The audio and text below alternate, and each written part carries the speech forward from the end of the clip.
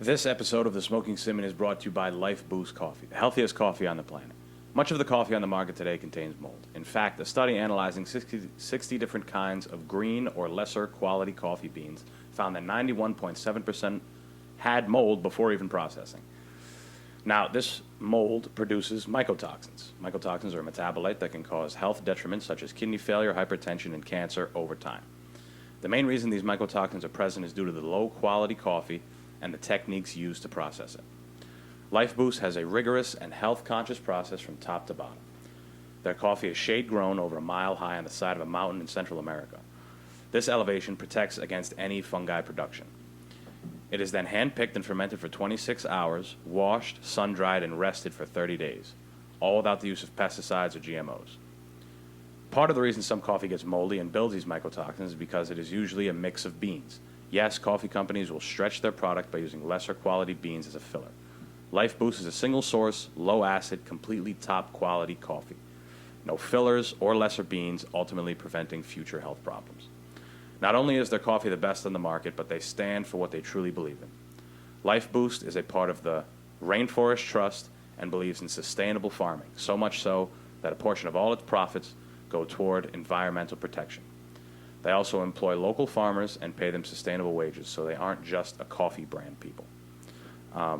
What I can do for you guys so that you can get your hands right on this stuff, is give you half off of your first order. That's 50, half, 50%.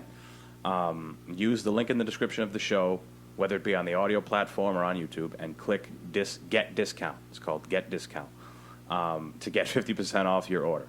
You could pick from light, medium, or dark roasts, as well as pre-ground coffee or whole coffee beans. Listen, guys, this is a steal. It's a real steal. You look at the back of the package, all it says for ingredients is 100% organic coffee. That's not super common to come by, you know what I'm saying? Not to mention the low acid. The biggest thing for me is the low acid. I love a nice dark roast, which is what I have here. I love a nice dark roast, bold, rich coffee. And a lot of the times what happens with that is you get that heartburn, that acid reflux, that in the back of your throat, that shit that all coffee drinkers can do without. We love our coffee, but that acid shit is fucking annoying and it bothers us all day. It gives us stomach aches. You know what I'm saying? It sucks. It sucks. So that being the one thing that most of us would change, why would you not pick a coffee with super low? Like this is the lowest acid coffee I've ever had in my life. Like I can live the rest of the day like a hummingbird, and it does everything that coffee's supposed to do. It gets your day started. It keeps you, gives you that boost of energy. It is still a diuretic, of course, just like all coffee, and that's the healthy part of it, right? So, Life Boost coffee, organic, no GMOs, pure, just coffee, guys. There's just coffee in this bag. That's it. And they're a phenomenal company. They stand for some great things. So support them, support the show. Use the link in the description of the show and get half off your first order, everybody. Life Boost coffee. Check it out. This episode is also brought to you by Obsessive Aggression. I have always believed that the only way to achieve success is to fully immerse myself within my craft, whatever it may be at the time.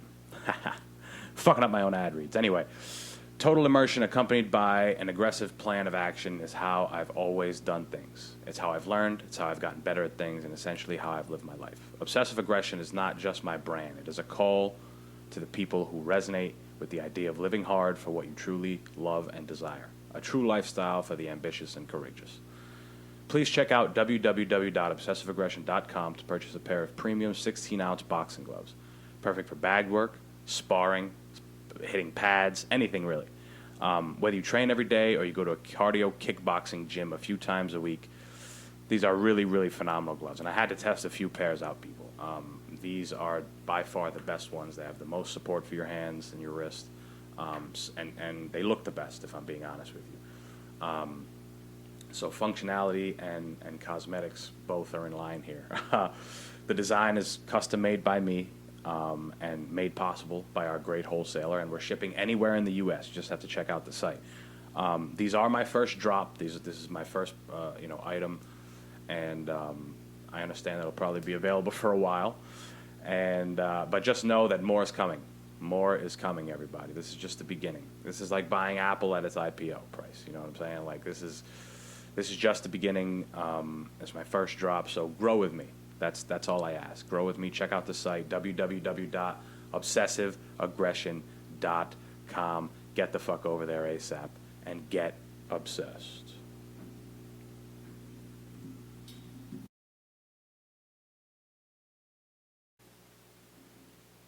Good morning, everybody, and thank you so much for tuning in to the Smoking Simian podcast yet again on this lovely Thursday morning in the third week of February, I think. How are you, Mr. Brian Bogue, today? I'm doing fantastic. I'm doing very well. Thank you for having me. Thank you for the lovely coffee there, Life Boost coffee. How's that at low acid, right? It's like you're drinking water. I was going to say, it's not like, it doesn't have like that burning effect to it, and I'm like a coffee snob and connoisseur. So this actually, like, I was really excited to try it. So, yeah, I'll definitely have to be grabbing me some of this for sure. Yeah, hell yeah. There's our plug. Yeah. There's our paid sponsorship. Yeah. No, but in all seriousness, no, it is good coffee, and I'm not one to bullshit people too. If I thought this tasted like ass, I would say something, and it doesn't. It's good. Right, and I'd hope you would. Yeah. You have been, let's just get it out of the bag. You've been to Thailand. You fought. You've done a whole bunch of crazy shit, at least in my eyes. I think it's crazy shit. Yeah. It's funny that you say that because people say that to me all the time. Like, you did so much crazy shit. And I've been there like 6 times, and I'm just like, it's not. It's just what I do at this point. Right. But yeah, I guess, some people definitely, they think it is. Right. So you've fought in Thailand on the pro circuit. Yep. Before that, as a martial artist, you were here in the U.S. doing... Yeah. What were you training Muay Thai here, or were you training something else? Yeah. So to really start with like the martial arts journey. So I started off as a kid in Taekwondo, and I loved it. And then I ended up I went to a school with a really small amount of kids, but I got picked on, so that's why my parents put it into me. Then I became like a really pissed off, angry kid, and then went to the point like people just looked at me wrong. I'd like beat them up, so I kind of became known as like the tough guy at the school. And then as a teenager, that's when I got into martial arts because I saw Muay Thai and heard about it, and like I think that was like in 2000. It was like the mid 2000s. No one really still knew too much about Muay Thai, and so I found in my gym in my hometown where it started. My first trainer was Danny Bocci, and I ended up going to him, and I saw that he had a class of this Body Strong, and I was like, let me do that because that Muay Thai thing is awesome and it's really intense. And I went there and we clinched, and I remember we did clinching at the end of class, and it felt freaking awesome to get kneed in the ribs and like busted up and everything. And I'm like, I want to be the tough guy. So I was like, so that's like what got me into it. And I took my first class when I was like 14. Oh, and wow. then, and then basically just from there, just went from, coach to coach to coach and stuff. And then I ended up with a coach in Rhode Island for a little while. And ended up, training here. And then, went to Thailand a few times. And obviously you got to go to Thailand. That's like the mecca of Muay Thai. If you're doing Muay Thai at some point, you got to go to Thailand. It's right. Makes sense. Yeah, it's like a required thing. It's like a rite of passage thing. Exactly. Right. At least I think you should do it. Yeah. So it's super cool that you got into Muay Thai at a fairly young age because, I know it's not super young because, like you said, you started Taekwondo before that. Mm-hmm. And, everybody has a lot of people have some experience with karate or something when they're a kid. Yeah, it's one of those things, like, in America, it got, it was literally the Karate Kid movie that fucking popularized Muay Thai, or not Muay Thai, it really popularized like martial arts and the whole karate thing. Right. And it did, there's two sides to the coin. It was a really positive thing because it made everyone want to get into martial arts and start doing this karate stuff. And on the bad side of that, though, is that suddenly every douchebag and their brother started opening up a karate dojo and calling themselves sensei and strapping belts around their waist. And then that's where you got that whole, karate doesn't work. It does, but you need the right teacher to show application. You. Yeah. Because like you said, now it's so popular. In fact, actually, there was at one point, I forget what the statistic is, but it says that In America, there was more Taekwondo schools and black belts in America than there were in fucking Korea, where it first originated. Where it's fucking started, yeah. Yep. Yeah. Yeah, that's... You definitely see the oversaturation of, karate and Taekwondo and that type of thing. Mm-hmm. And I actually had a theory. I think I mentioned it to John a little while ago. Okay. That how... Larkin or Amore? Larkin. Okay. Yeah. I think that jiu-jitsu is kind of in that same realm at the moment. Only because of the rise of MMA, obviously, because it's blown up in the past, we'll say, 10 years or something. Yeah. And now there's a lot of... It's almost like a pattern, they're almost copying the pattern that happened with karate, where things got super oversaturated because of, either kung fu movies or karate, the Karate Kid movies or any of that stuff. And now everybody's opening a gym, and now who's legit, who's teaching, going under people and doing, the right things that don't technically hold true to what jiu-jitsu is, right? Whereas the same thing with karate, you were doing this point fighting stuff, and it's like, that's cool, and you learn skills from it, but in a fight, are you really going to point fight? Yeah. Probably not.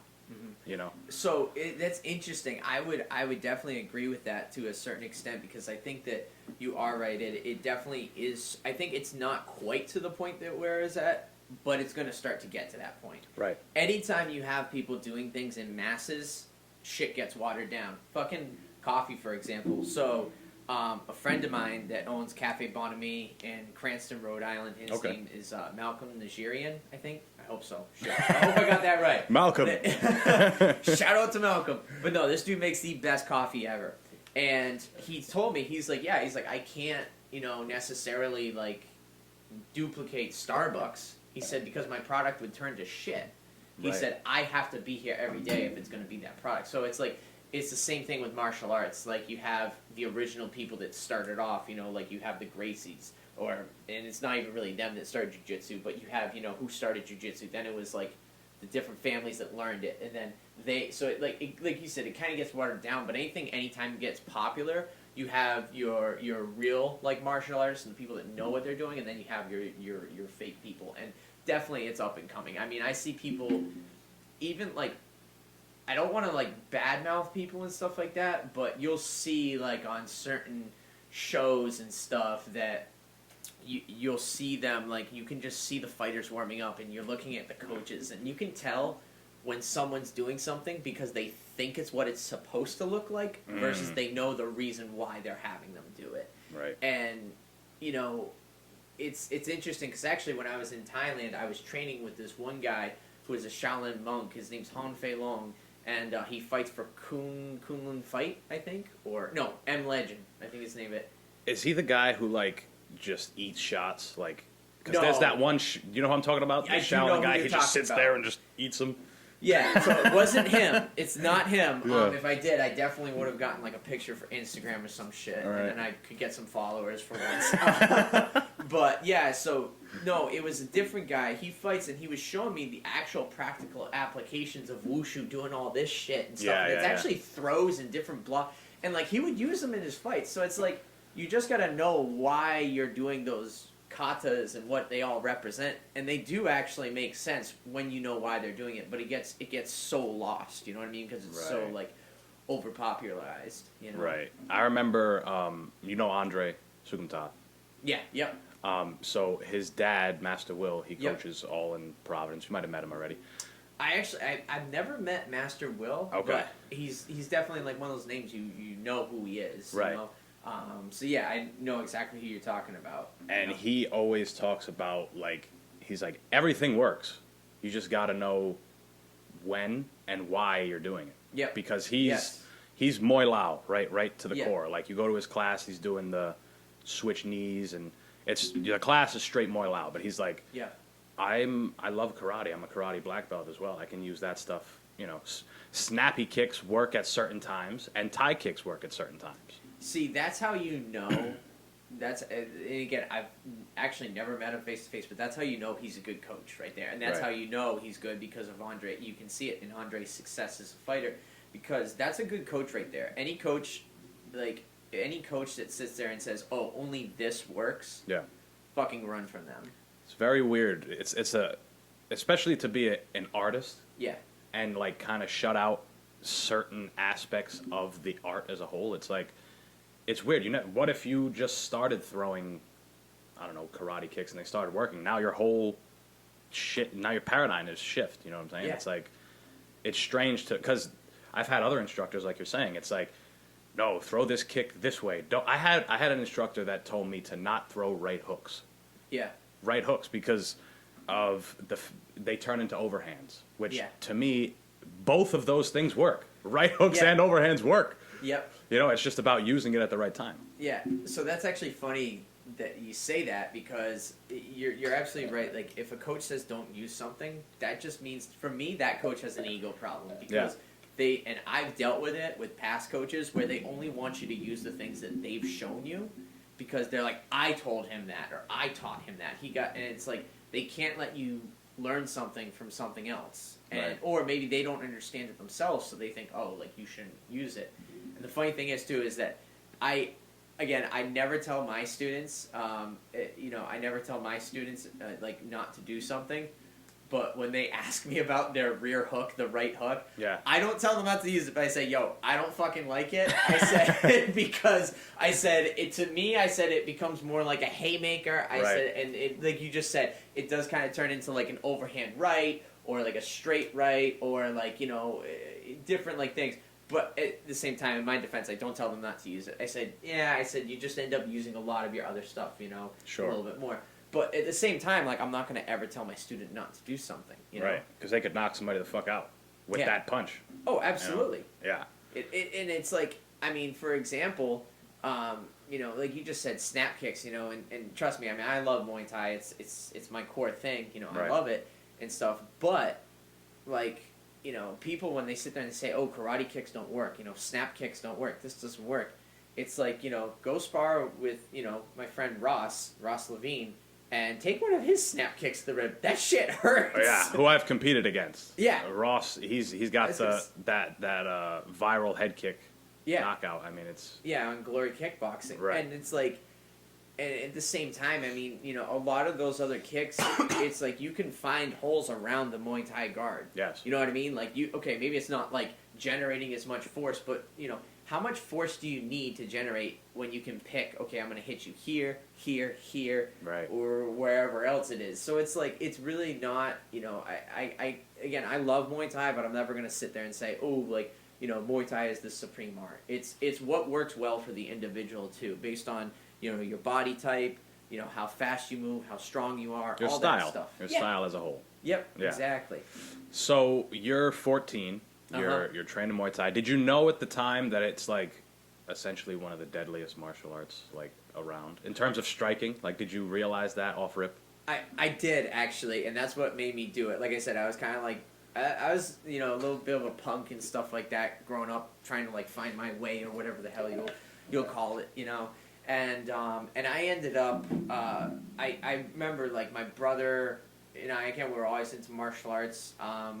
One of my cousins or uncle down in Tennessee like did jiu-jitsu, like Brazilian jiu-jitsu, like back again early 2000s when like UFC was like just like starting to come up and and everything and so we were like looking always into stuff and I think he like first told us about it and then we would see it every once in a while on like the History Channel, so we did know.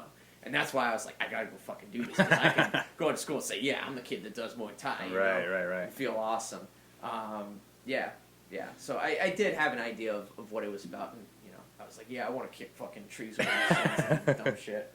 Right. I remember when I first started karate, like, when I really started going to, like, I guess a quote-unquote real karate school, I guess you can call it. Yeah. I remember it being, like, super harsh because I trained under George Pizzari. I don't know if you've heard the name at all, but it sounds familiar.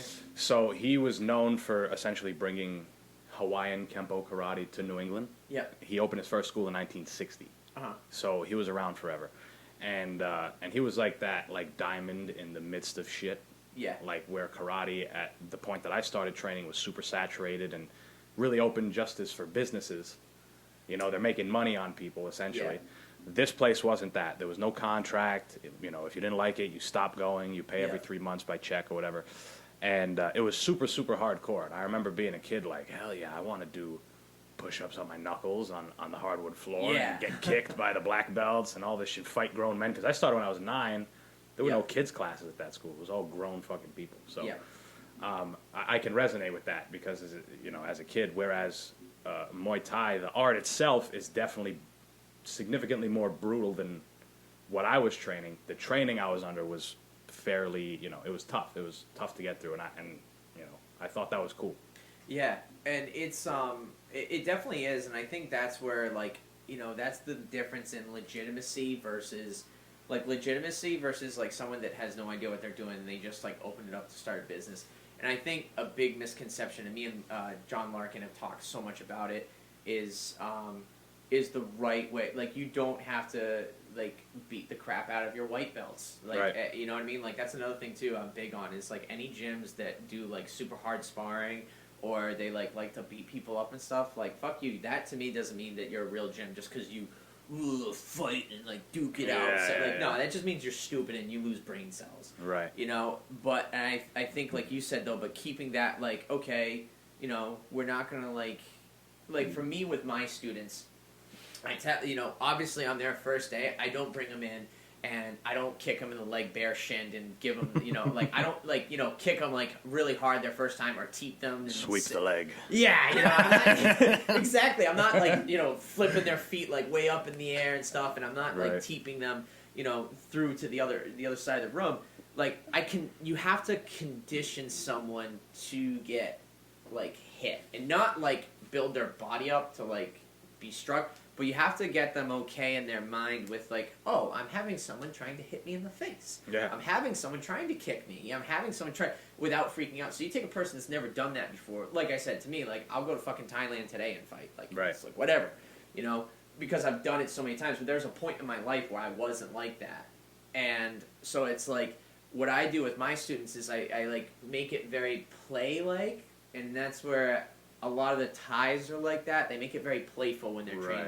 So it's all of a sudden we're hitting pads, and then all of a sudden I kick you in the leg very lightly with a shin pad, and I'm like, ha, and I laugh, and then they don't know why I'm laughing, but they're like, okay, and so then they start to get conditioned, and before you know it, next thing you know, all right, now I'm kicking you a little bit harder, and of course I teach you the defense and stuff. Right. So it's there's that play aspect to it where, okay, I kick you, and now you've been kicked a few times, so I'm not trying to hurt you, it's just me trying to teach you. Right. And then you slowly have to build that up, you know what I mean? With, catching their leg or sweeping them and stuff, different things, so that they understand what it's, again, you don't beat them up, but you gotta build them up, and that's also done through play and then drills and everything else, drilling your way up to that too.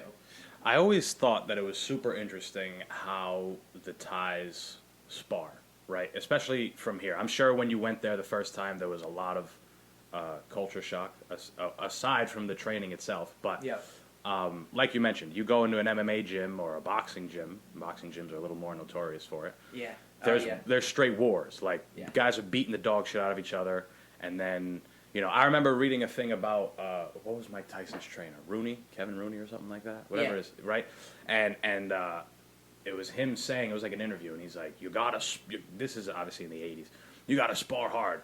I would spar Mike, 8, 9, 10 rounds the week of a fight, hard. You gotta, and then you watch, the Thai, no, it's crazy.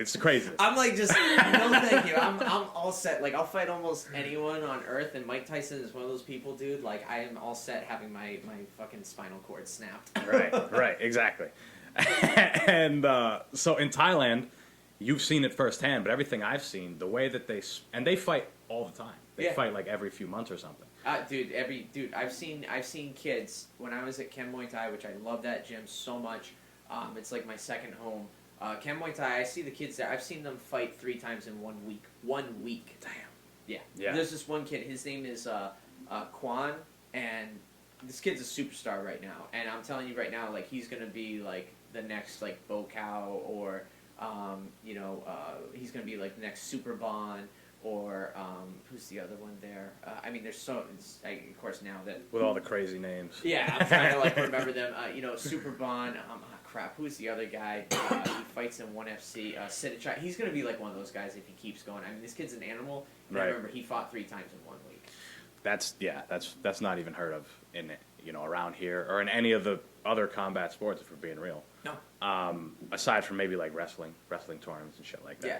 But I'm watching them and I'm like, wow, these guys are literally like they're just getting their timing. They're playing, like you mentioned. Yep.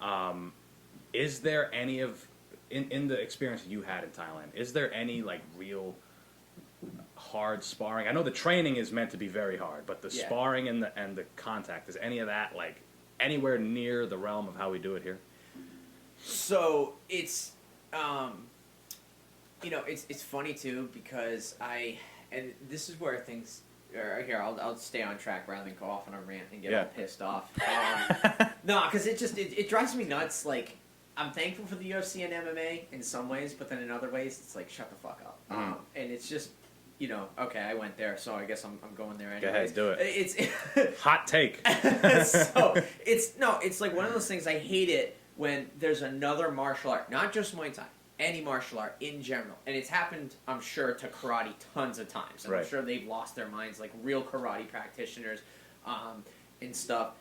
All of a sudden, some asshole like Conor McGregor or Max Holloway fucking does something, and then everyone's like, "Oh my god, this is how you should spar," blah blah blah, whatever. And it's like, then these poor guys that have been doing this for years never got any recognition, and they're like, dude, we've been trying to tell people that that's not original. Sure. And that's one thing I've learned in martial arts is anything you do, it's not original. You're not the first person to think of it or come up with it. It already has been done. Right. That being said, the Thai system and version of sparring, big reason of that is, because they fight so frequently. So they're getting in their hard sparring through the fights. You fight 3 times in a week. There you go. There's your 3 hard sparring sessions. You don't need to spar hard in training. Right. But to be honest with you, there are definitely times where I experienced hard sparring with other foreigners or other or Thais. I have experienced hard sparring where they've been dicks, both of them. Sure. It's more so I've experienced with foreigners. Very rarely is it with Thais. With Thais. Right. One of the camps that I went to, there was, now that I think about it, there was only one. Him and this other guy. It was at Chems. It was actually Yadwicha before he left Chems, and he was still training there. He was a dick. He would knock everyone out with body shots. Really? Everyone. He would drop with body shots. And he definitely, it was not fun sparring. The training was a 12-kilometer run up a fucking mountain. Oh. That was your warm-up, and then you gotta come in and spar 5 rounds. And here's the thing, these assholes train lazily. Like, this whole thing, no, not every Thai trains hard like crazy. Some of them are the laziest motherfuckers ever. Like, they would literally run halfway, hide in the woods. I found them one day hiding. I was pissed.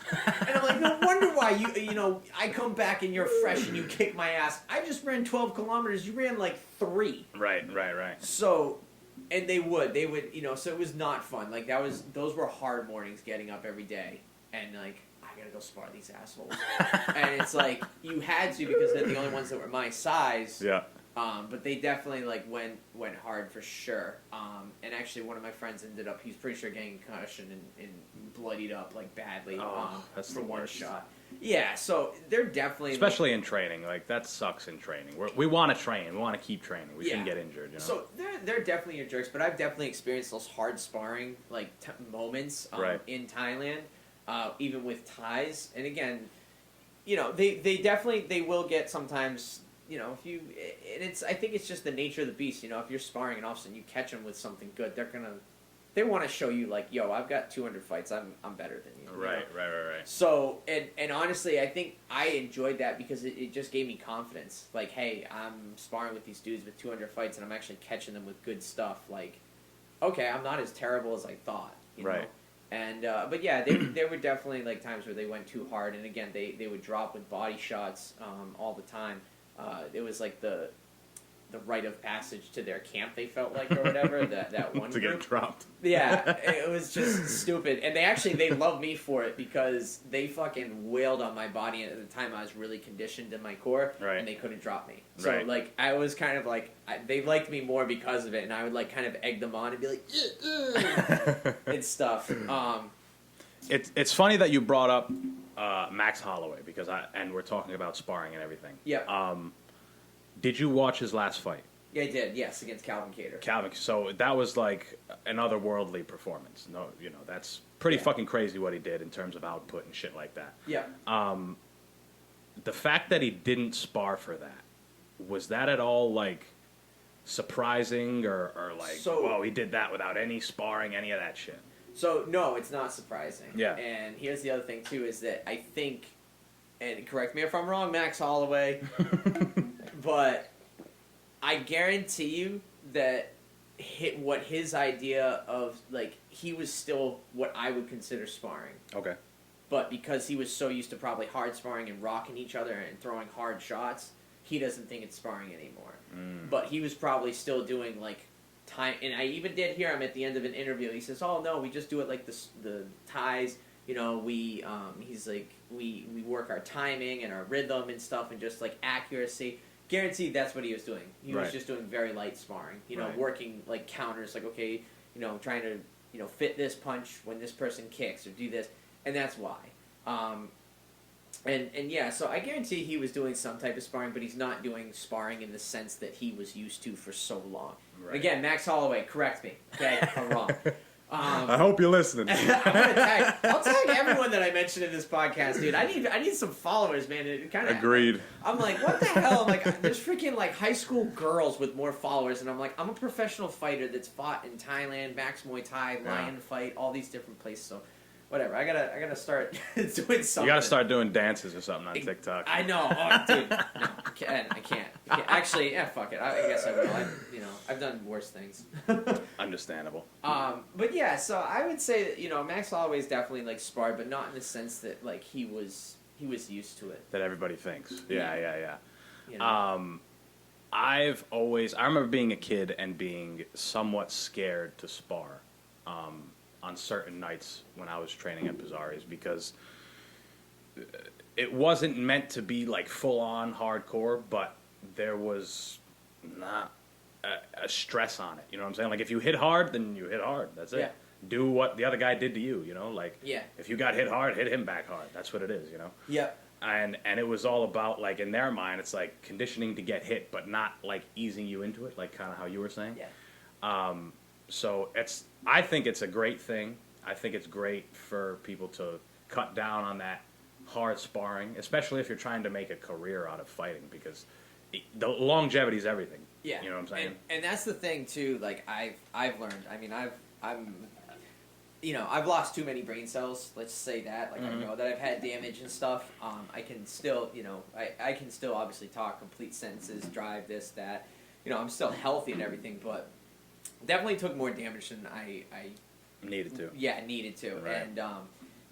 And it's unfortunate that I didn't realize it sooner, because now looking back, like hindsight's 20/20, and I remember looking back and remembering my coaches throughout the years, even back to like my first coach, second coach, like fight smart, don't do this, don't do that, like don't get hit. And I'm like, and I just always had like in this head, I wanted to prove that I was like a tough guy. Right. And it took me until I had that fight where I had my face cut open, eye socket broken, losing sight in one eye, and 2 weeks in and out of the hospital to be like, okay, I'm done. I've proved that I'm tough. Like I think I'm pretty fucking tough. All right, I'm good. Yeah.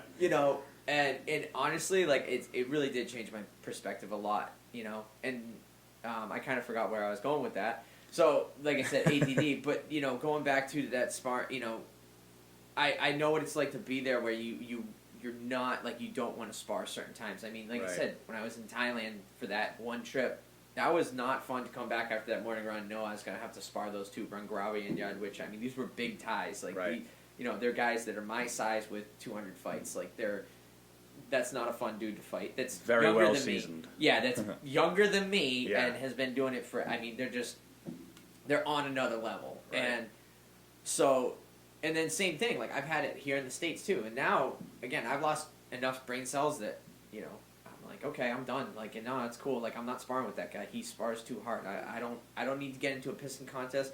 I don't want to be that guy to knock people out in sparring or whatever. Right. So it's like, I'm good with sparring with certain people, Right. I think the thing that a lot of people get wrapped up in and why they take so much damage is partly because there's a little bit of a stress on certain fighters or some fighters in the industry as a whole to put on a show, to kind of have entertainment. Also, a lot of guys lean on their toughness. Yeah. And I was one of them for sure. Right. And, you know, it's great when you see a guy like, I'll bring up Justin Gaethje, right? Because he was known for being tough as nails, getting rocked, and then just lasting, and then finishing the guy one way or another. Yeah.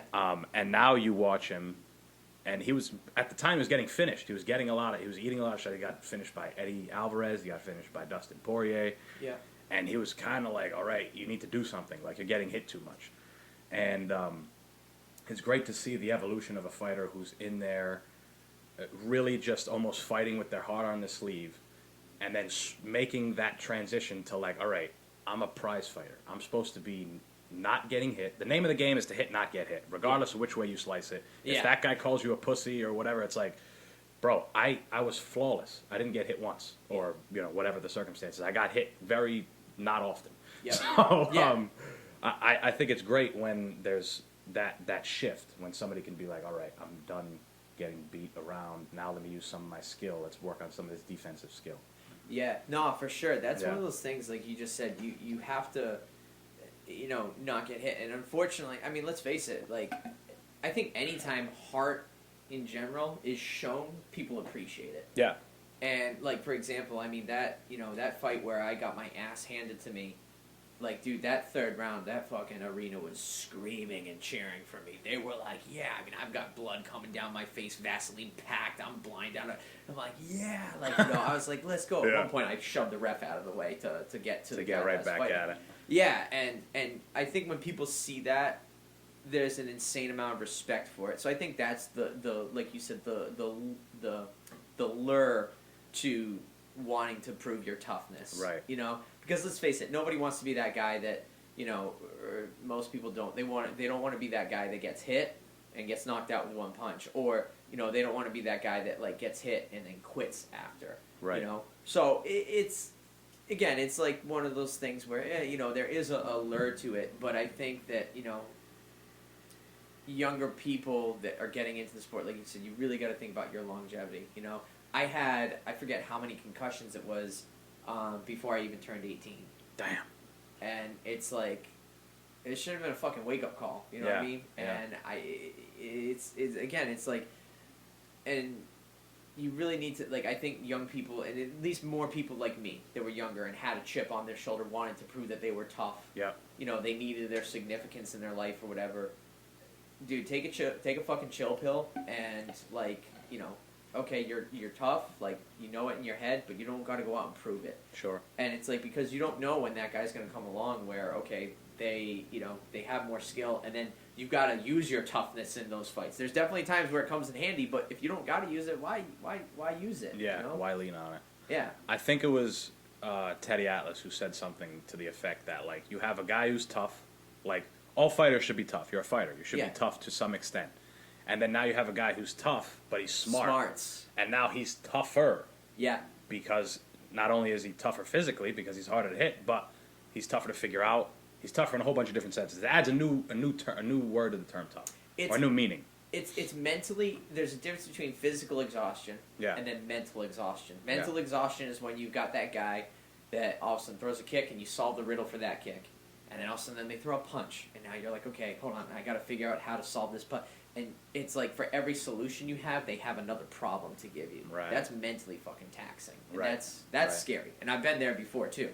And it's funny too, because when you asked about like Max Holloway taking a break from sparring or not sparring and putting on a performance like that. So I had 2 points in my life career where I took long breaks. One of them was after a concussion when I turned, I think I was like 18 or whatever. And I told myself, okay, I've had too many concussions, and there's actually a picture of it too, of me like in the hospital bed, like, and stuff like that, with like a fucking, I think I had like an oxygen tube in my nose or some dumb shit. Yeah, I was like picked up from work in the ambulance at the gym that I was working at and training out of. It was dumb.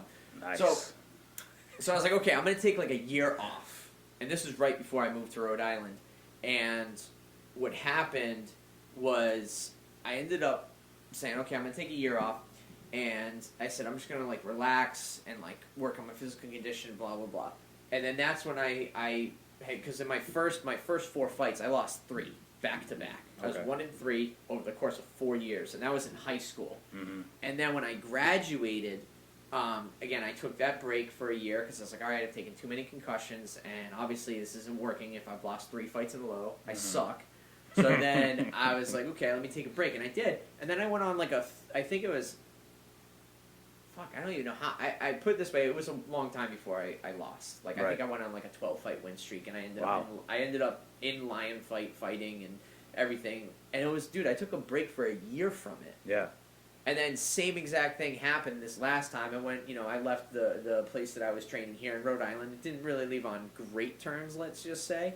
And again, I don't want to badmouth anyone, So I left the place that I was at here, and I was, like, just down in the dumps because, I lost my 2 first professional fights here in the States.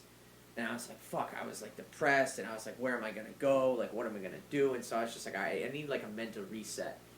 And then I went to Thailand, still, I was like, all right, well, I'm going to go to Thailand. I figured this is going to fix it. And that was, like, the wrong thing to do. Because then that's when here I am. I have more of a chip on my shoulder to prove how tough I am. And then I got my ass kicked in that fight. And that was like, all right, you just had surgery on your face. You need to let this thing heal. Right. And I was like, okay, no sparring. Like, I didn't spar for, it was about a year. It was like 9 months. Damn. And I was like, okay. And again, I was super depressed. I had this shitty construction job that these people suck. Desmond Well drilling, fuck you guys, you're assholes. No, seriously, man. They Fuck were 'em. Yeah, like, they were, dude, they were pricks. I was, I came in with a good attitude, not knowing anything about drilling wells or anything, like, in the ground, and they were just jerks. They were your old school, like, alcohol. Everyone there was a freaking alcoholic, yelling at you if you weren't doing something, yelling at you if you were doing something and you didn't ask them how to do it. Right. So they sucked. And I was just, like, depressed. I'm like, whatever. So, and then I started teaching classes after I, quit that job and got laid off from there and stuff. And I was doing okay. And then all of a sudden I was like, I want to get back into this. I'm like, but I was still worried about everything. My eye was still messed up. I was still having, like, effects from it. Light was still bothering it. It get blurry sometimes. Yeah. And then, again, it's like I have bone in my face that, So I got back sparring. And I got back into sparring. So anyways, that all went through. I got back into teaching classes, and then I hit up one of my friends, John Bourget. Come down, and I was like, hey, come down, let's spar, because I knew he was a good sparring partner, and I knew he would be, what's the word? I knew he would be, like, easygoing and stuff. Right. I know he's one of those guys that he doesn't. He'll work with you. Yeah. He'll work with you. And he even told me, he's like, dude, when I first started sparring, I could see the hesitation, the scaredness in you. Right. Because, again, I took such a beating. And the reason why I called him down was because it was actually Ross who had mentioned to me about coming to Lausanne MMA, where they have this big New England, like, sparring session. Yep. And I was like, yo, if I'm going to be going there and sparring with all these guys, like, I got to get my shit together. I haven't sparred in, like, almost a year. I'm timid, blah, blah, blah. And so I sparred with John Bourget. I was like, all right, I'm good to go. I didn't feel any, like, crazy effects or anything. And then I went and I sparred with them, and like, there was tons of big names there. Like, Mike Rodriguez was there, Ross was there, all the guys from Pride, Doug Holland, Steve Walker. Right. Yeah, I don't know if Flavio was there, Flavio Brito from Hard Knocks too. He's a training partner with Steve. And then yeah, Jorgen De Castro was about to make his UFC debut. So there was a ton of big name fighters there, like, in the scene.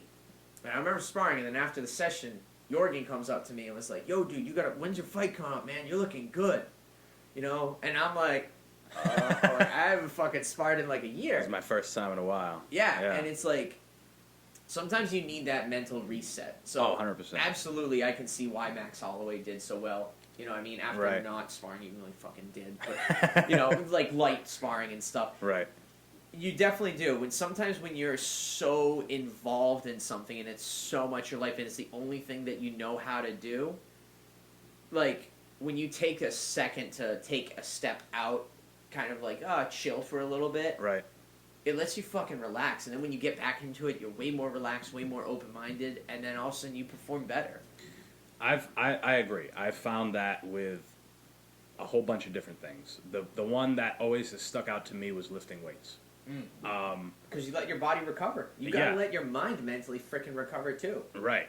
You're not thinking about, oh, I deadlifted 405 for 1 when I really wanted 2, and it's like, when you come back from that break, whatever, you usually surprise yourself when you come back from that break. You're usually like, wow, I took all that time off, and I'm like essentially better in this area, or I feel just as smooth, or obviously, there's things that you have to work into.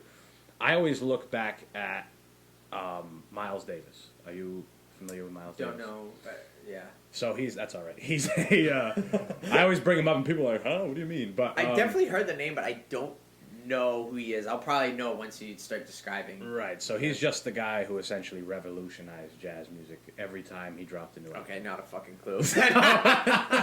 So he was a trumpet player and whatever, and he pretty much came up with the idea of slowing down the music, because he came in a time when jazz music was very busy, loud instrument, exact swing, everybody doing, and he's like, let's slow this shit down. He brought a whole new style to jazz music, and every time he dropped a new album, he was outdoing himself, or he was creating some new subgenre, and that was just who he was. That's just, regardless of whether he made it that way or he didn't, that's just, what happened.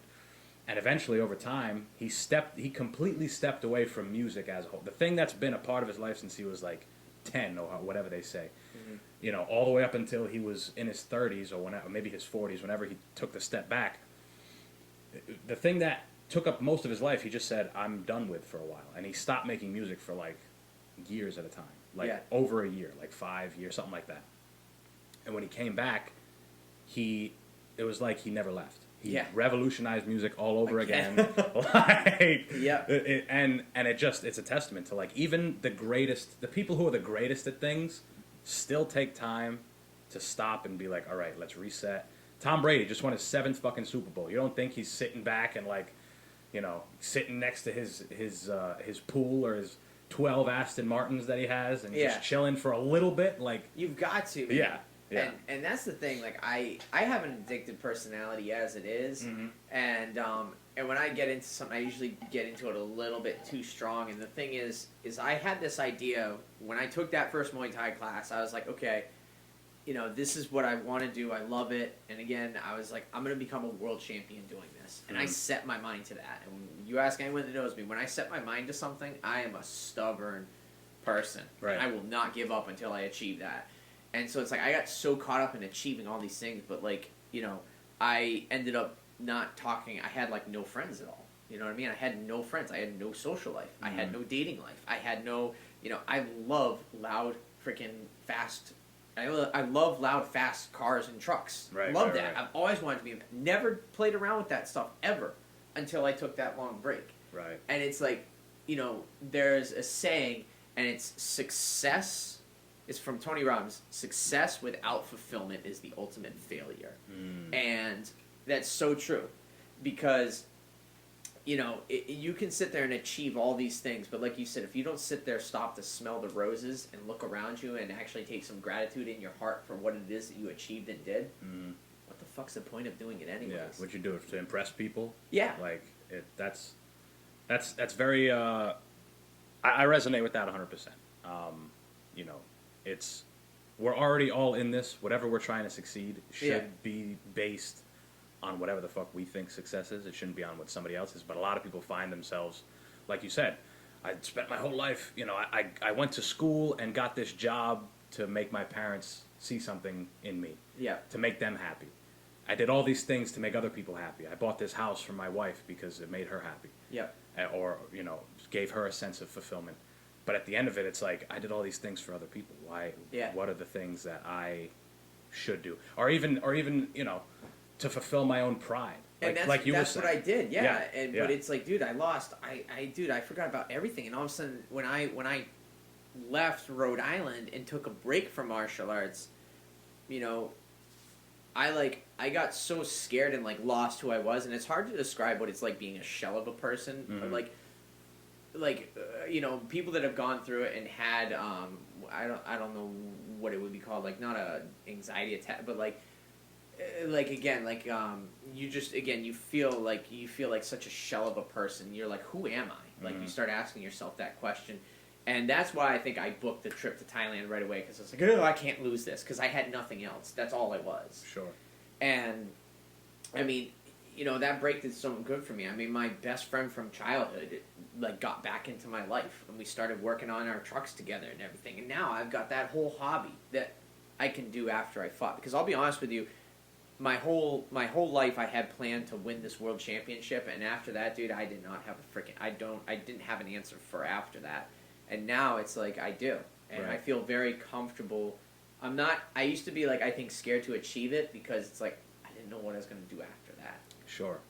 But now it's like I know what I'm going to do after that. So it's like I'm good. I'm Right. good now. I'm ready to do it. Right. And I think that's a big thing that people miss. And you know, and just talking about that success without fulfillment is the ultimate failure. So quick story.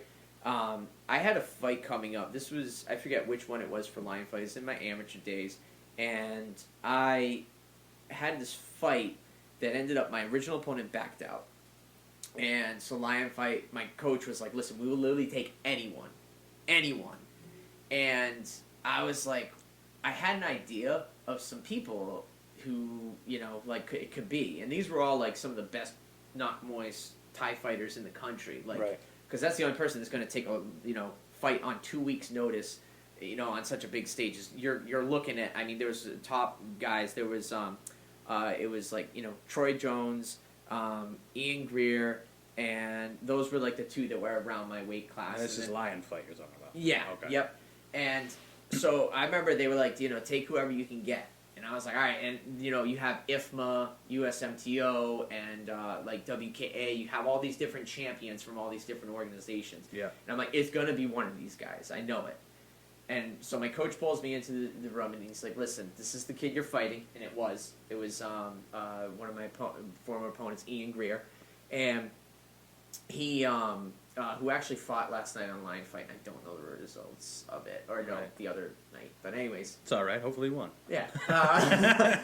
Shit. But anyways, so it was him, and he was good, and he just went to Thailand and competed and represented. He won the U.S. tournament. You know, was considered the best in his weight class. Yep. You know, in the U.S. And then he flew over to Thailand and represented the U.S. over there, and you know had 2 national titles, not like local title, like legit national titles to organize. I mean, the kid was good. Yeah. And, like, I was like, holy shit. Like, you know, I'm like, this is it. I'm like, I go from fighting local guys on big cards, like Lion Fight, to now fighting, like, legitimate, like, one of the best ranked guys in the country. Yeah. And I remember telling my dad, I was like, Dad, I don't want to knock him out. I said, I just want to put a, like, clinic on him for 3 rounds. I want to dominate every second so I leave. There's no doubt in anyone's mind that I am this good. Right. Because if you catch someone and you knock them out in like 30 seconds, People can say it was a lucky punch or something like that. yeah, but I was like, I don't want that. And Yeah. I did, you know, and I mean, no disrespect to Ian. He's a great fighter, was then. And, you know, I followed him all along his journey to where he is now becoming a pro and stuff. And I mean, I root for the guy because I saw him, you know, again, like do well and stuff. I mean, you got to follow him. You got to like him as a fighter. You know, he's Right. one of those people like, you know, we all as fighters, we have those highs and lows. And I saw him go through a low and pick himself back up. And I was like, damn, I'm like, you know, that's impressive. So anyways, I fought him. I won, dominated the fight. I was so proud, dude. That was my proudest moment ever. And I remember too, I remember at the end of the night, all of a sudden, you know, I was like, you know, hanging out with friends, and again, I don't drink or anything like that, so I'm not like partying in that sense. But you know, I'm hanging out with my friends. I'm seeing, you know, taking pictures with everyone. Everyone's like, "Congratulations!" Because everyone knew the hype, how good he was. You know, again, 2-time national champ and everything. And everyone was like, "Yeah, you beat him and stuff." And, you know, I'm seeing my friends, high fives, my family, having such a great time. And all of a sudden, it's like, you know, all of a sudden, party time's over, and everyone goes home and goes back to their hotel rooms and stuff. And the next thing I know, I'm walking around at Foxwoods, and I'm just like, "That's it." Yeah. And dude, it's like I just had the biggest fight of my life. I think I was like 22 at the time. I had the biggest fight of my life. I felt great on top of the world. And all of a sudden I'm sitting there at, I think it's Fox Tower where they have like the circle giant like rotating revolving door. Yep. And I'm just sitting there like around this water fountain and I'm just like, what the hell? And I felt so depressed and sad. I was like, I just won this fight. And I'm like, and I got nothing. Yeah.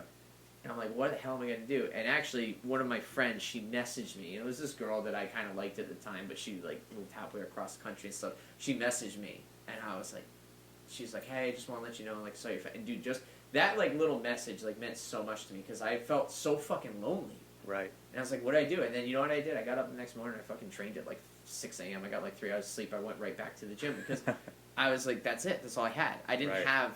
So I never took that time to smell the roses. I never took the time to chill and stuff. And then I developed this psychotic mentality of, like, you know, all of a sudden I'm like, I'm going to train every morning after I fight. I don't care how busted up. I'm going to get up and I'm going to train. And I'm going to do this because, rah! And it's like, I never took the time. I was always such go, go, go, go, go.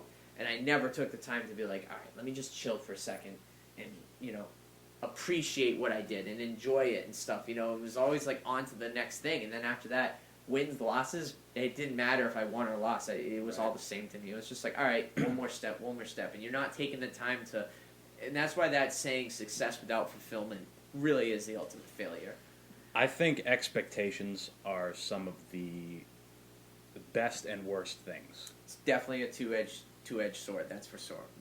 Because I'm sure you were expecting to go out and put the performance on that you put on, and you were expecting to, at the end, hang out with the people who were there and celebrate it and party, and you were expecting to feel a certain way about it. And then when those expectations aren't met, then it's like, I pumped myself up all for this. I had a similar feeling when I got my black belt. Yeah. I took my black belt test. So at the gym that I trained at, they're known, obviously, like I mentioned earlier, for the hardcore stuff. And the black belt test was meant to be the most hardcore thing that they Especially those old school ones, dude. Right. Brutal. I have one friend, her thing, she told me that they had her, everyone had a cinder block. Yes. They had to name their cinder block and they had to carry it. It was a 24-hour test and they had to have the cinder block with them for everything. Dude, this was... How the... Yeah. This was a 3-day test. And you had to have the cinder block, a similar thing. You had to run with it, essentially, for like an hour before the test even started. Every day, the test might have been, I don't know, 3-4 hours a day, all in a row. And before anything happened where they're testing you on anything, it's just you running with a cinder block for like an hour. It was brutal. It was just brutal. Yeah. And I remember being there as a kid and like looking at the black belts, and they're all training to take their black belt test, or they would call it a black belt candidate, looking at the black belt candidates getting ready to... And I'm like, wow, that shit's awesome. I would meet them. They'd be training, running with the cinder block, and as a child, I'd have like the little red bricks, and I'd like duct tape them and just run with them. And that would be before training. Like, I'd meet them early in the morning on a Saturday, and then, you know, and my whole time being there, 9 years, 10 years, however long I was there, I was like, oh, I'm going to take my black belt test, here we go. And then the school was like, George Pizzari passed away, and the school's kind of in limbo. Who's going to take it over? Who's got the money to really, you know, uphold a karate school that really doesn't pride itself on marketing? It's just they pride themselves on technique. And, you know, now it's like the school might close. I got to press these people. Like, I want to take my black belt test. I want to take it. I've been here fucking forever. Let me take this test and let me see what the fuck it's all about. And at the end of it, it was just as brutal as I said. You know, I lost maybe 15 pounds in those 3 days, partly because I had a stomach bug before taking it. Of course, perfect timing. Yep. Can't hold any food or liquids in. And at the end of it, I was like, I had the black belt in my hand, and I was like in my car, sitting there, beaten, sunken in eyes and face, like upset stomach. And I'm like, that was what I trained my whole time. Like, I don't feel any different. I don't feel any different from when I had the brown belt around my waist. Yeah. From now to, like, I just took a beating for 3 days. Yep. Yahoo, and I got a black belt that you can buy at Ninja World if you wanted. You know what I'm saying? Like, yeah. So it was like, I resonate with that very much so, and I think it's just expectations. Once you kind of release, like, the idea of, like, I'm going to be this, or this is going to happen at the end of this, it's like, do it first, and then whatever happens, just feel the moment, feel what happens. Yeah. Yeah. And you know what the thing is, too, is that people get caught up so much in the event, you know, and they get caught up in the the spectacle.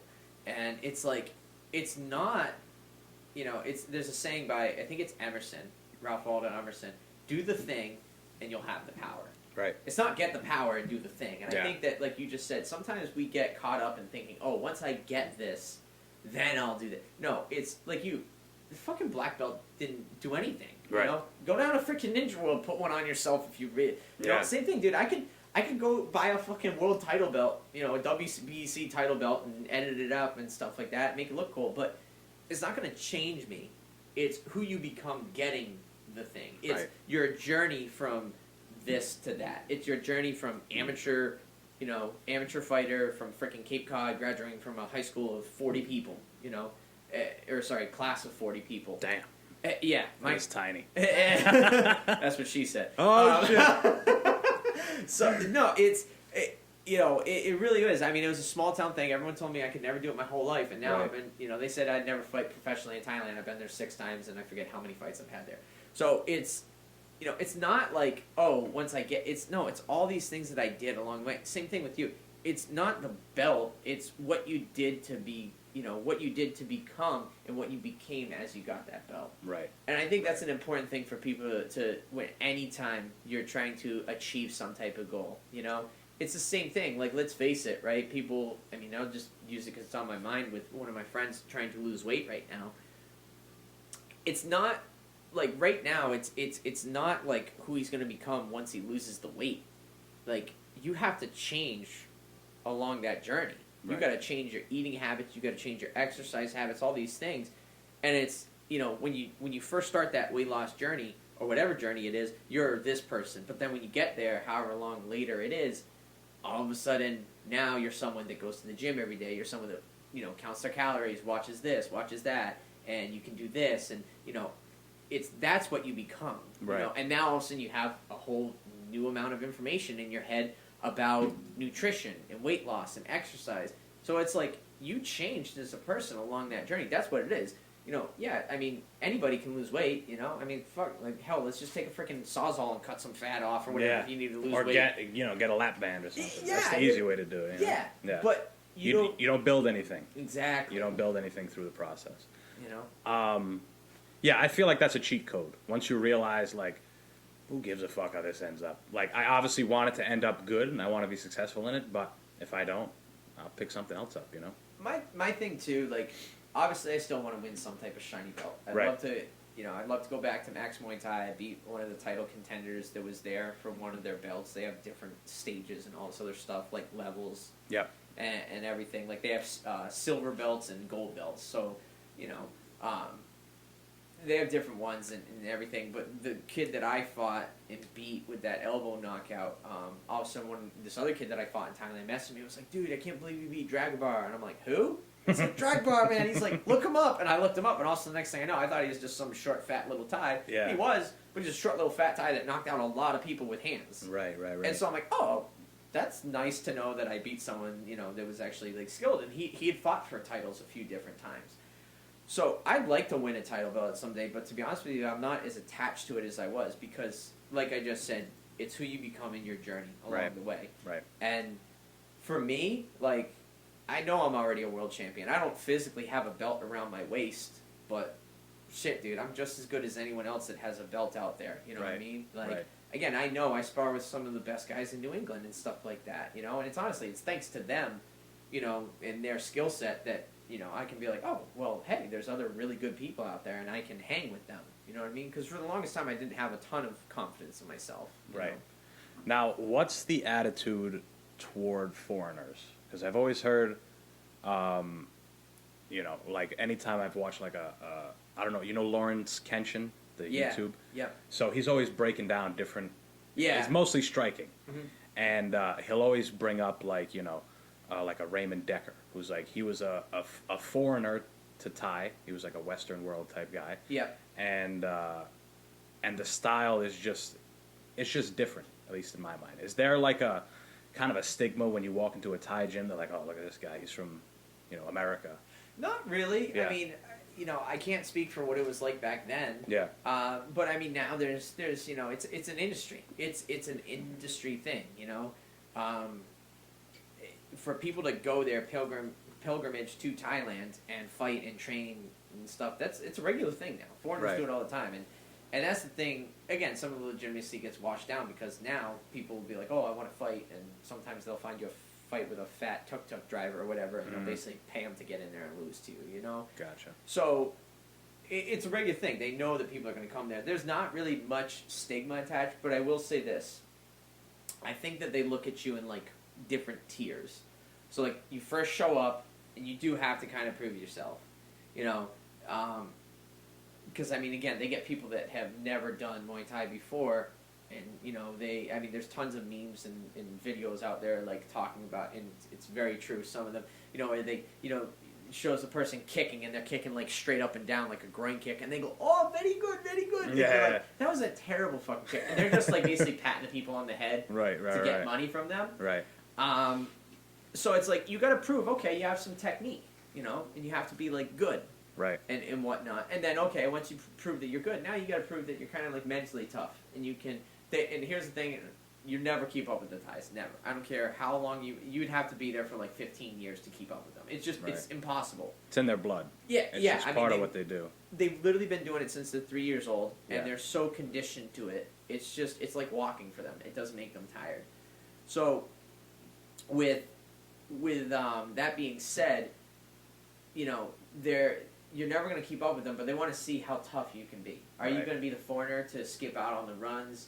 Are you going to be the foreigner to skip out on sessions or say, "Oh, no, too much," or whatever? Or are you like, hey, like, so I feel like, you know, they're very welcoming as it is. They're very nice people. They're very humble. Mm-hmm.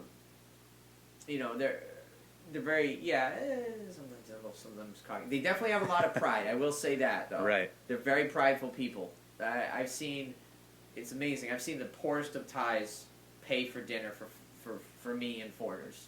No matter how little they won't fucking take money from you. Right. They have a lot of pride. Same thing, when they fight against the foreigner, they want to fucking win. Right. Depending on who it is, too, but most of the time they want to win. Right. You know, when the Thais fight, they're like, yeah, we're just going to work, you know, and you see in, like, the stadiums and stuff, they don't really fight for certain periods of the fight. They pretend fight, you know? Right. I think I know what you mean. Yeah, if you actually watch all the major fights at Lumpini and Rajadamnern, hardly ever anymore. The 5th round, they'll fight for, like, the first 15 seconds, and if one's losing, he'll come after the other guy very aggressively. But if he doesn't catch him or knock him out, he pulls back, and then they actually literally dance in the middle of the ring. And it's like, because they're like, all right, I know you won, I lost, cool, we got to fight next week. Put a show on, yeah. And I actually saw one time, it was at Rajadamnern, the guy ended up cutting, they were, like, just playing around, and the winner of the fight, he was, you know, the loser of the fight knew he was going to lose, and they were just kind of, like, clinching up and, like, kind of sloppily throwing things. And the loser of the fight threw an elbow very lazily, and the guy that won the fight wasn't paying attention, and he got cut. And that's, like, one of the worst things. And, dude, the look on the loser's face, he felt terrible. And, like, literally in the middle of the fight, it's, like, apologizing to him because he knew he's not going to be able to fight for, like, another 6 weeks because of that cut. And so he put him out of work from feeding his family. So he was very apologetic. He did not... It was just one of those things. They were just literally, like, 2 kids screwing around, and all of a sudden the other one gets hurt. And... So, but I'll tell you right now, they don't do that to foreigners. They're going to try and beat your ass from round 1 to 5. Yeah, because they want to prove... You know, so the attitude to foreigners, they're very welcoming there. The only thing... I would say for most people, what you have to watch out for is them trying to scam you out of money. But at the end of the day... Their Thai baht is worth so little to U.S. dollars. Right. Like, half the time it's like, whatever, they scanned you for like $20 and they were able to feed their kids. So, you know, when I first went there, I actually found it fun to kind of like compete with, you know, bargainers and stuff like that. And try and beat people down on prices on things. But now I'm like, you know what? I've got the money. Like, hell, if it helps feed someone's family, I don't care if they're screwing me over. So, would you say, what would you probably compare Muay Thai to in terms of sports here? Like, is it as big as, like, the NBA is here? Do people... It's their, in my opinion, I'd say it's as big as NBA, football. Right. At least on that scale, relative, of course. Like, obviously, the NBA and NFL are fucking monstrous. But in terms of popularity, everyone in Thailand tunes in or tries Very. to watch fights. Yeah, Yeah. I mean, it's their national sport. Right. Their national sport is Muay Thai. Yeah. They're Hold on, not to interrupt you. What's that other dope sport that they play? It's like, I think it's Burmese though. no, They- oh yeah, that's Litwe, the Burmese boxing. That's bare knuckle boxing with headbutts, right? Right, no, I'm talking. Well, that's brutal too. But I'm talking about That's insane. Like, there's, in my opinion, that's not even That's that's pretty not even nuts. skill set. That's just all right. How tough? Because how tough can yeah, you how be, tough yeah. can you be to take bare knuckle punches and headbutts to the Headbutts, face? And, yeah. no, that's no thanks. No, there's that sport that they play. They might have even started airing it on like major sport. It's more of a sport. It's not like a fighting. It's not a combat sport Okay. at all. It's like this ball. It's a hard like outer shell. It's almost like a fucking coconut. It looks like. Okay. And they're doing these like crazy acrobatics. It's almost like volleyball, but they're using like their kicks and their whole body. Really? It's super dope. I'm forgetting the name of it. I'll have to look it up after this. I but- haven't heard of it, but I'm Yeah. now kind of interested to see some dudes do some flying scissor kicks with a Dude. volleyball over a net. And it's tiny. The ball's like fucking small. It's Huh. like the size of a coconut. And Yeah. they're like doing jump 360 spin kick, boom, and it's not choreographed at all. This is just the technique of what they do. Like they're completely horizontal in the air and just whoosh, kicking it over the fucking Wow. super sick. I don't know what that is. Yeah, Huh. I forget the name as well. Dang. But I've always heard. Have you been to Lumpini Stadium? Yeah, so I've been to the new Lumpini Stadium, Yeah. and I've been to Rajadamnern. I never got to go to the old original Lumpini Stadium, And which I've heard from people, and they said the new one was nice, but it never compares to that old, like, the old one. there was heritage there. I mean, you had Yeah. wooden benches that had been there since the early 1900s. Mm-hmm. No air conditioning, Cats would be, in the middle of the day, cats would go in and fucking shit on the canvas. Right. Like, that's authentic, Like, Goddamn right. I mean, like... COVID there. Yeah, like it's again it's it really is a shame in my opinion that they tore it down, because I mean that's a piece of natural history. You know, Right. it's I mean it's like it's like one of those things. It's like almost like taking a trip back in time or whatever. It's like the museums and all the heritage things that we have here in the States or they have in Europe. Where they have these things to preserve these old artifacts or whatever it is, and that's what really Lumpini was, from what I hear, the old one. So Right. I have been to both those, yeah. Was it, or I should ask, is it like really that's where you want to fight? If you're a Thai, you want to fight at one of those two places? Or is it more about, it doesn't really matter? So, I'll be honest, I think, again, I've never been to the old Lumpini, and I'm sure that there were big shows, it depended on the show that you went to, and unfortunately the one that I went to at the new Lumpini, those ones, I actually went to the new Lumpini when it caught on fire one time. Oh, wow. Yeah, it was interesting. We had a guy, I was training with Sitson Pinong, and... Crazy fucking names. Yeah, sorry, at Sitson Pinong. Okay. So Sitsong Pinong actually means, like, I think it means something two brothers. So Song is two, Yeah. and then Pinong is brother. So it's Okay. actually like two brothers Muay Thai. Right? So anyways, yeah, we had a kid from Sitsong Pinong fighting. We went to it for his fight, and all of a sudden the fucking, we look up, and I even said something to, one of my friends. I'm like, yo, that light's on fire up there. Like, one of the stage lights. And he goes, oh shit, it is. And literally, dude, it's so funny. And this is so Thai. Like, when you go to Thailand, you realize there are just things that are Thai. In the corners, so, they're massaging the legs, they're pouring water all over the place on this kid and stuff like that. And we yell at the corners, we go, fire! We're like, look! And this is exactly what they do. They turn around, look, and go right back and massage it. I feel like this happens all the time. Yeah, like, that is just so Thai. Like, that's a very Thai thing to do. Right. Because they hardly ever stress out about anything. Right. I've I've heard that as well. They're fairly easygoing. Oh, super easygoing. Yeah. They're very interesting to watch communicate. And so, like, and the next thing you know, now it's like half the freaking thing above the ring is on fire. Yeah. And so they ended up taking out like this fire extinguisher thing, and they started spraying. All of a sudden, this thing shoots like a 40-foot mist up into the air or whatever. And all of a sudden, like, now you can't breathe because you're breathing in that toxic crap that God knows what's in it from the fire extinguisher. Right. And literally, the kids are still in the ring, and the corners have like a thing over them, like this, like protecting them, right? finally they evacuated everyone, and I'm thinking in my head, like, this is where you hear about those stories about Americans getting killed in, like, nightclubs in another country because it burns down. Right. I'm like, because everyone was sitting there being an idiot. Oh, let me pull out my phone. And so I'm like, fuck this. And finally I got out of there. Then everyone else finally evacuated too. And then, so we were outside, and they canceled the rest of that fight. But the kids were, like, ready to go. And then they just kept on with the fights later on that night. Like, can you imagine if that happened here at Foxwoods or MGM? If a fire happened... The whole building would be evacuated. There wouldn't even be people in the hotel rooms. Yeah. Like, hey. Like, imagine if all of a sudden there was a fire, and then they're like, okay, show's on. Yeah. Show Let's goes keep on. going. It just... So, yeah, That's but... sick. So I've been to both... So where that whole story... Sorry, I go off on these tangents. No, that's perfect. That's what we're here But with that being said, I mean, those were like some bigger fights. Yeah. But it wasn't a huge fight. Now, I went to this one fight that was insane. It was a huge stacked card. Really well-known guys in Thailand. And I mean, that place in Lumpini, or Rajdamnern, was shaking. Was freaking raw. I mean, like, it was a you big could one. feel... Dude, it was... And, dude, the energy in a stadium like that is... I've never experienced anything like it. Even football games here, it just... I've never been to a UFC fight, but I can imagine it's even better because there's so much chaos going on. You got gamblers trying to, sway the fight their favor and stuff like that, so they're throwing money down at people. You literally have, like, sweat. I ended up actually, and I have a picture of it, blood on my hand from one of the fighters because it got knocked. I mean, dude, it's so chaotic. It's not like here where you're allowed, like, one cornerman and two assistants or whatever. No, it's like so much more regulation here. There's no regulation there at all. Right. I mean, literally, like, you walk backstage, and then if you want to walk out with a fighter and, like, end up in this corner, like, you can do that. Like, it's crazy. So it's like you literally have, like, 30 people in each corner.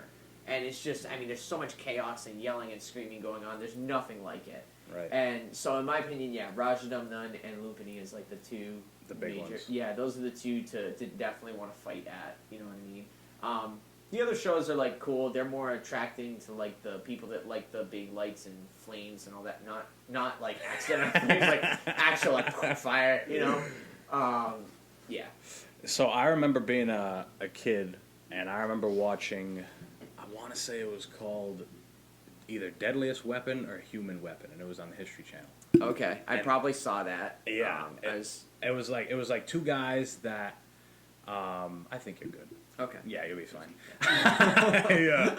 It was like two guys that they just traveled the world trying different martial arts. They go to Thailand, try Muay Thai, Okinawa, they do, karate. Yeah. And I think, if I remember correctly, they were talking about Lumpini Stadium. Yeah. And years later, I had just done, like, a little bit of research on it, and you see that, like, the real top, the prize fighters there are fighting for things that we in America or other nations that are similar to America,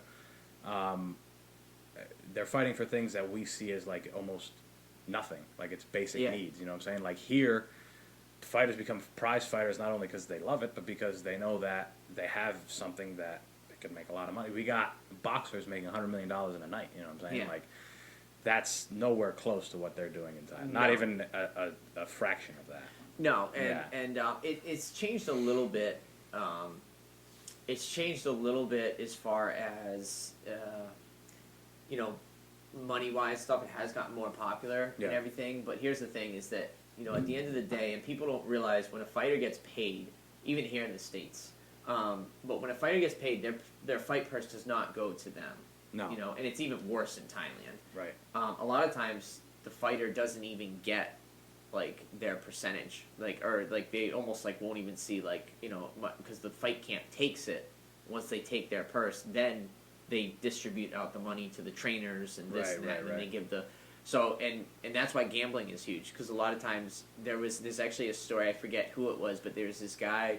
He was an old-time fighter, and he was working his way up to winning, I think, a Lumpini or Rajdamnern title, and he had literally, it was his, it would be like me with my fight for Ian. It was like a pivotal moment like that, and all of a sudden in the middle of the fight, or I don't know if it was in the middle of the fight or before the fight, but someone tells him, hey, you have to lose this fight. We have X amount of dollars. We have a bet on the other guy, Wow. and he's going to make us rich if he wins. Wow. So they said, you have to lose. and he fucking lost, and after that, he never was able to get back up. Pick himself back up, yeah. Yeah, and so it's things like that that affect the fights, because like you said, it really is like in America and Western society, we What you said's pretty much illegal to do in America. You know what I'm saying? Like, yeah. And it's crazy that over there, that guy had to do that, or else they weren't going to get paid. Yeah. Yeah. It's and here's the other thing too, is like you just said, they and it does happen. I will say it does happen in America with people fighting as a means to get out of poverty. It does happen in some areas and neighborhoods, but for the most part, Western societies fight for our egos. Yeah. And then also like in I will say Japan and stuff, those Japanese fighters and stuff, they probably fight for a little bit more like honor and everything, so we fight for different reasons. Right. They're fighting for survival. Yeah. It's just a job, essentially, for a lot of people. It's a job, and some of them are really good at it, and some of them can make a lot of money at it. Right. And those kids at Ken Muay Thai, like Kwan, and then this other fighter I loved had an amazing teep. His name was those kids, they literally did not collect any of the money. They sent all their money home for their fights that they made. Yeah. And it's like, that's why they're fighting, is to feed their families, Yeah. Like you said, there's so much that we take for granted in here in America that they wish that they had. Right.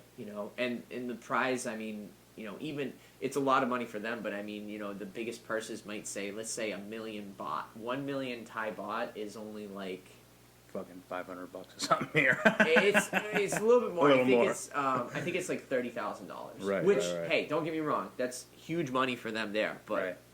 like $30,000 ain't much here. Right, Like that's right. half a year's pay. Yeah. Which, hey, I mean, dude, at this point, I would be pumped to get paid $30,000 to fight. Hell yeah. Yeah. So speaking about that, when do you think you'll compete again, and do you think it'll be here, or do you think it'll be in Thailand? So, I definitely want to compete as soon as possible, but I want to do it the smart and right way. Yeah. I love my gym that I have down on the Cape, but the reality is that I need a good coach to kind of like steer a team in a direction. And by team, it's not just me out there fighting. I mean, I've got John Larkin and John Amore, helping me with nutrition and strength training. Yep. And whatnot. Ronin Strength, Strenuous Life. Shout out. He's wearing the gear, right? Yeah, exactly. So I've got them helping me with nutrition, weightlifting. Yeah.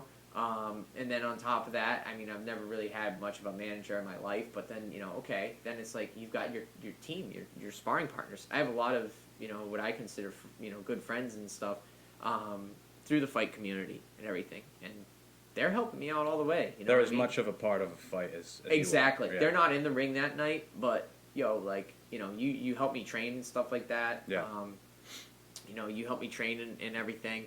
Yeah, it's like you're in there with me, and then you got the coach, and coaching is a very selfless and non-rewarding in some ways like job. You're the unsung hero if you're the coach, right? Because the fighter's the one getting all the attention, right? And especially in a sport where you're alone, or a combat sport, because you watch basketball or football, they're like, wow, this coach knows what he's doing. You watch football, it's like he's defense is doing this because that defensive coordinator is great. But when you watch a fight, it's like look at this guy's jab, and they'll rarely talk about the guy who showed him. You know what I'm saying? Essentially. Yeah. So, to make a short story long in typical Irish fashion, as one of my friends says, no, I want to fight soon, but I want to do it smart. I have an idea of a couple of gyms that I could go to. Me and my fiance, we're planning on moving back to Rhode Island. Okay. I have a lot more connections out here and stuff. I have an idea of a gym that I'm going to go train with and whatnot. Obviously I want to speak and be respectful to all the coaches. I don't want to just jump in on a team and be like, oh, hey, like, I'm, Brian Bogue, and can I fight? Like, no, dude, they got their own people that have been trained with them for years and stuff that, you've got to, like, what I mean? You to me, that's just respect. You know what I mean? It's like, here I am, even though I know you and stuff, it's like, I still want to be respectful and be like, hey, you know what? Your oldest students at the gym, they get obviously, priority over me. You got to take care of them first before you take on a new fighter Right. and start looking for fights me and all this other stuff. So I do want to do it. I would like to do it soon, and it'll probably be here in the States. The whole fighting in Thailand thing, like I said, with that level of the level of like, okay, respect and stuff, and you have to work your way up and prove yourself. Yeah. They're a lot behind in science, let's just say, as far Sure. as training, and It's just, go until you're dead. they overtrain and you're dead. You know what I mean? Like my knees are so. I thought my knees were beat up from squatting, and then it hit me. I started to figure it out that I didn't squat for like a year and a half, and all of a sudden my knees are trash. It's because Right. I ran freaking 12 kilometers up a goddamn mountain every day. Every fucking day. Coming down, douche, douche, douche, douche. Right, right. So, I'm not going to do that. Yeah. And here's the problem. When you go to a camp where, with, Kem Sitsampinong or whoever it is, That's what you're doing. Yeah. Yeah. You're really going to tell so-and-so with 300 fights that they did that for their whole... You're going to tell them, after they've been doing it since they're 8 years old, that, that doesn't Hey, work. I got a better way. Impossible. It ain't going to fly. They're not going to listen. Yeah, so it's like... I definitely will go back to Thailand and fight again, I think. Yeah. But it's definitely like I'm kind of over the hump now. Again, I know that I've got enough friends here and people to help. I have enough of a network where I can get, a good team together with good people and stuff that'll take very good care of me. Would you ever be open to maybe not MMA, but competing in, I don't know if you've seen One Championship. They have the Thai fights, but it's like the small gloves. Dude, I would love to do that. I want to fight with 4-ounce MMA gloves. Right. But like you said, I want to do it in a Muay Thai fight. I'm Right. not about the ground. That shit looks sick. Yeah. So I would love to do that. Hey, I mean, again, if everything works out right and stuff like that, any local promoters need a pro Muay Thai, caged Muay Thai fight with MMA gloves, I am up for it, Ready to go, yeah. Yeah, right timing and everything like that. I'm not going to be a complete ass of myself and say, yeah, I'm ready to go like next weekend, and then all of a sudden be like, oh yeah, well I got to move and buy a house and this thing. So anyways, time is right. I'm definitely down for all that. Right, I would absolutely love to. There's actually one that I found out about. I think it's called Karate Combat or whatever. Yes, that shit's sick. Dude, that looks like something out of like Street Fighter, like a video they game. fight in like that pit. Dude, Yeah. I want to do that. Yeah. Like I mean, again, I'm not to say like Muay Thai is like the ultimate thing, and I know I could get knocked the fuck out. Yeah. But it's like, I don't know if they allow elbows. I'm like, dude, I've done scary shit. I'd be like, hell yeah, that looks fun to me. You know? Yeah. I remember when that first came out. I think Boss Rutan's the guy who like put it together. He's like the chairman or whatever. And I was like, this is dope. These like straight. It's like karate guys, but they're using like other forms of martial arts almost. It's interesting. It's like it's kind of like it's a form of mixed martial arts because Yeah. like you said, it's karate guys, but it's giving those legit karate guys like a shot at, hey, we actually know how to fight. Don't just assume that we're all these idiot McDojos that popped up and whatnot. Which I think are hilarious, by the way. Those McDojos are great. I think that's so funny. It's like you can spot them out a mile away when they're talking. They really put an emphasis on character development, which is great. Yeah. But then you can tell. You know what I mean? When The it's like, dim okay, mak. so all right, here's your monthly fee, Yeah. and you need to pay for belt testing, and then you Right. need to pay for the uniform, and then when you get your new belt, then you have to pay for the new uniform, and then this. And it's just money traps. Right. I I just think it's hilarious when they have like people getting knocked out, but they're not even touching them. Like I think that's great. They're like, I honestly, I would put the McDojos a level above those guys. Those guys, I don't even know what fantasy. Like that's you like said. a cult. That's it's weird. There was like this one funny one. There's this one funny one where this dude all of a sudden just like, I don't know, they supposedly put themselves into trances or whatever, and they say this weird ass stuff, and all of a sudden this dude just, runs at this poor woman, like a linebacker, and just takes her the fuck out, dude. Oh my god, it was hilarious. It's the best when those guys fight a guy who knows what they're doing, like because if any of that stuff worked, right? If you could knock somebody out without touching them, you don't think they would be doing that as in the pros? Like, you don't think guys who go out there and actually fight would be doing that shit? Yeah, exactly. Yeah, it's weird. It's weird how you can like join that and completely just I see why this makes sense. I understand. Like, it's weird. It's very weird. There's definitely some type of brainwashing thing that goes Element, on. yeah. There has to be, in order to convince someone that you can actually do that. It's weird. Fucking weird. Yeah. So, kind of the last thing to wrap this thing up. Talk a little bit about your gym. Do you just train people out of there, or is that your gym? So ultimately I do want to, when I move back to Rhode Island, I plan on, starting my own gym. I do want to get my own location and everything. Right now I'm back in my hometown, Chatham, training out of Body Strong Fitness, and which is ironically enough, that's where I started with Danny Bocci. He was my first Muay Thai coach. Yep. Then I went to Seth Silva, who had a little bit more of like, he's a Brazilian Jiu-Jitsu black belt now. And he had done boxing and striking, and he had done Muay Thai with like Mark Delagrati. He trained with other people and stuff in New England with Muay Thai. So then I went with him, and then a couple of other coaches after that. But yeah, so anyways, I'm teaching out of Body Strong Fitness right now. In the background, I do Muay Thai classes Tuesdays and Friday nights, 6 to 7 p.m.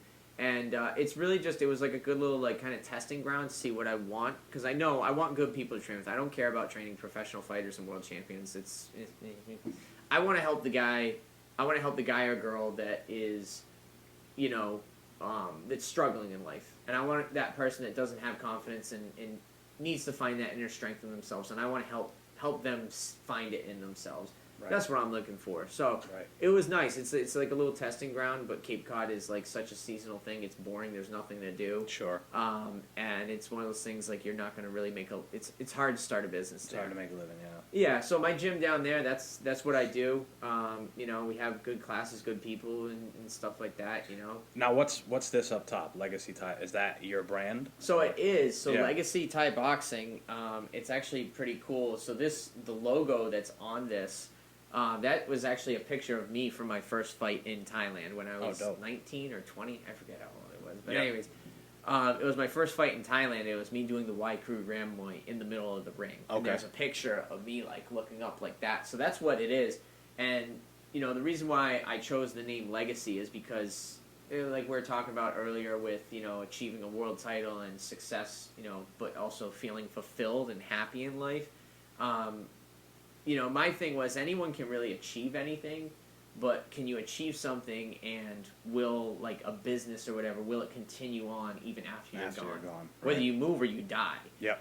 And last, God, I can't believe it's already been a year, but my last trip to Thailand, I left and I had a whole group of students that were training, and I said, okay, guys, do this and this, and I all kind of showed them how to teach classes, gave them curriculum to work on and everything, and I said, meet up.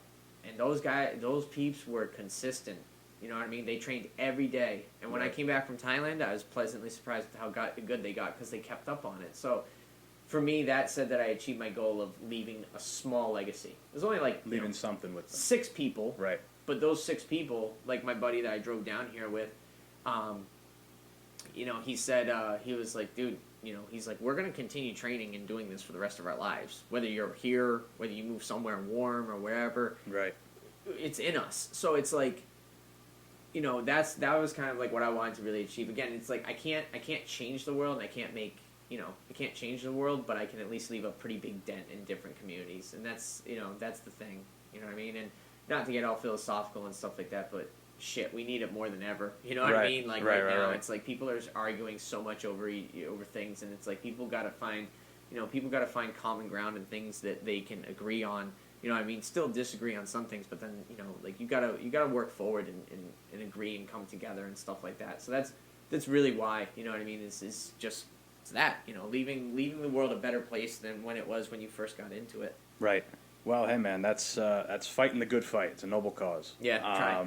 Yeah. So I'll be super excited whenever you actually get to compete, because I've never seen you compete. So that'll be awesome. I definitely want to be involved in that. It's crazy because actually I was looking back through memories, and this is the thing, like I forget sometimes how long I've been in the sport and stuff, and it's like, I'm 26 going on 27, and it's like I had my first fight at 15, so it's like I've been actively competing for, going on 12 years, and I've been training even longer than that. But yeah, so it'll be exciting because I didn't realize, I think the last time I fought in the States was like going on 3 years ago. Oh wow, okay. Yeah, 3 years ago. So it's like... So it'll be fun. It'll be like a relearning. Yeah, almost. yeah. Well, not even relearning, but it's nice because people haven't... I don't know how many people have seen me fight, you know? And it's like I've made a lot of different improvements and changes and stuff like that, and I'm a completely different fighter from the last time that I did fight in the States, you know? Right. My last 2 performances I wasn't too proud of, you know? So it's like it'll be nice to give people a little good surprise, and, you know, thank you for having me on the podcast and stuff, giving me an opportunity to kind of reach out there and get some hype going behind me. I don't want to, like I said, speak up too much because if I do something, I act on it. Yeah. So it's like I don't want to be like, yeah, I'm going to fight, and it doesn't happen until like 6 or 7 months later. But I want to start, you know, I want to, there's another, I think you might know them, what is it, Stephen Domenico. He does a podcast. It's called The Room. He has yes. You know, so it's like I know I've done interviews with him on the past, and you know, in a little while I would like to eventually talk to him and stuff because I want to let people know like, hey, Magoo's back and Magoo is looking to fight again. Hell yeah, Mr. Magoo. Yes. Where can people find you? Your social media and stuff like that. Social media, yes. Help me out with my social media, folks. I'm a world-class Muay Thai fighter, and I have less freaking followers than stupid freaking high school girls that go to the gym and post selfies. Oh, it drives me nuts. Anyways, I just... Hey, anyways, follow me. So on my Facebook, I have Brian Magoo Bogue is what it's under. Yeah. That's my Facebook page. My Instagram page is Mr_Magoo_ himself. So Mr. Magoo himself. Yep. As well. Go ahead, give me a follow. Give any of the people that I gave shout outs follow to. Ronin Strength, Strenuous Life, Ross Turbo Levine, Regiment Training Center, Lozon MMA, Ian Greer, Lion Fight Muay Thai. I mean, I could go on and on. On and on, right? You know, yeah. But seriously, it helps. You know, totally. You're professional athletes and fighters in general. We struggle. We can't do it without a following or fans or anything like that. So, like, please follow your local fighter. We're like the little kids, like, you know what I mean? Like, oh, you know, like, you know, it's... Well, that's what's cool about this, because now people kind of understand, you know, what you're about, and if they think you're pretty fucking cool, then now we got the social media. Now they can get a bunch of you every day, you know? Yeah, exactly. And it's like, hey, I mean, you know, we really do need it, and, you know, fighting is a lot more than just being a good fighter. You got to have the political side of knowing names, knowing people and stuff like that. You got to know who can put you in shots for the big fights and get you the big paydays and, you know, get you the title fights and stuff. And there's a lot of that crap that I don't like that's a part of it. And, you know, at the end of the day, promoters need guys that can sell tickets and put people in the seats. They don't care how good of a fighter you are. That's the cold, hard truth about it. You can be the greatest fighter in the earth, but if nobody knows who you are, promoters aren't going to want to book you, you know? Right. And again, I haven't fought in 3 years. I've kind of lost a lot of, momentum. I was at one point... There's at one point the biggest draw at Foxwoods for tickets. You know what I mean? Like, I sold more tickets than even the pro fighters as an amateur. I'd sell like 100, 150 tickets each time.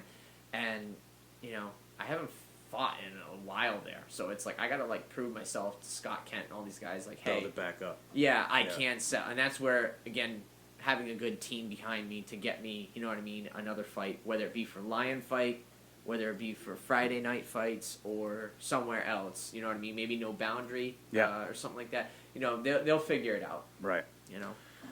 Well, that's it, people. Make sure you follow me on Instagram. Let me do my spiel now. At abarbosa000. Follow me on Twitter at the Simian _. Make sure you subscribe, share, like, comment on YouTube, Tones Production.